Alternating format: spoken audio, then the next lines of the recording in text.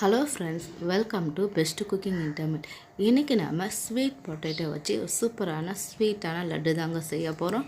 வாங்க இது எப்படி செய்யலாங்கிறதும் பார்க்கலாம்.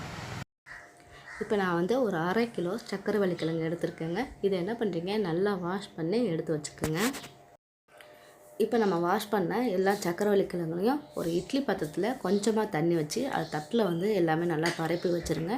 இட்லியை நம்ம எப்படி வேக வைப்போமோ அதே மாதிரி தான் இது ஆவியில் வேக வைக்கணும். ஸோ இதை மூடி போட்டு ஒரு 5 நிமிஷத்துக்கு நல்லா வேக வச்சு எடுத்துக்கோங்க.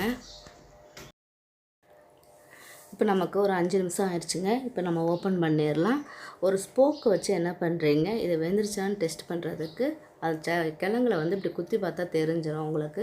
அது நல்லா ப்ரெஸ் ஆகிடுச்சுன்னா உங்களுக்கு கிழங்கு நல்லா வெந்துருச்சுன்னு அர்த்தம்.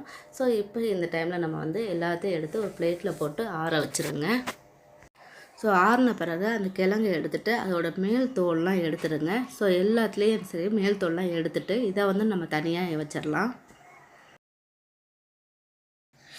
இப்போ நம்ம தோல் எல்லாத்தையும் நல்லா உரித்து எடுத்துட்டோங்க. இப்போ என்ன பண்ணுறீங்க, ஒவ்வொரு கிழங்காக எடுத்து அதை நல்லா 1-2மா அப்படி நுணுக்கி போட்டுக்குங்க. ஸோ ரொம்ப மசிக்காமல் 1-2மா இந்த மாதிரி நம்ம என்ன பண்ணலாம், நுணுக்கி போட்டுக்கலாம். இப்போ ஒரு மிக்சிங் பவுல் ஒன்று எடுத்துக்கோங்க.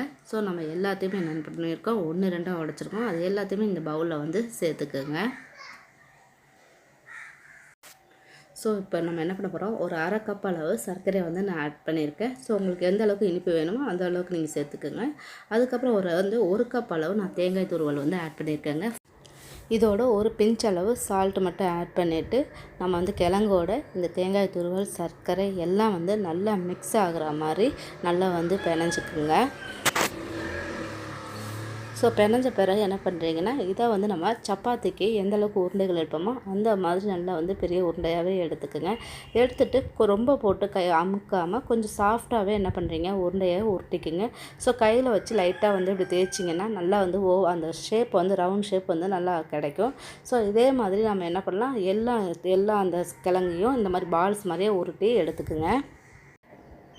பாருங்கள், இப்போ நமக்கு ஒரு ஸ்வீட் பொட்டேட்டோ வச்சு சூப்பரான லட்டு ரெடி பண்ணிட்டோம். கண்டிப்பாக ட்ரை பண்ணி பாருங்கள். இது குழந்தைங்களுக்கு ரொம்ப ரொம்ப பிடிக்கும். ட்ரை பண்ணி பார்த்துட்டு உங்கள் கமெண்ட் பாக்ஸில் தெரிவிங்க. லைக் பண்ணுங்கள், ஷேர் பண்ணுங்கள், மறக்காமல் சப்ஸ்கிரைப் பண்ணுங்கள். Thank you viewers.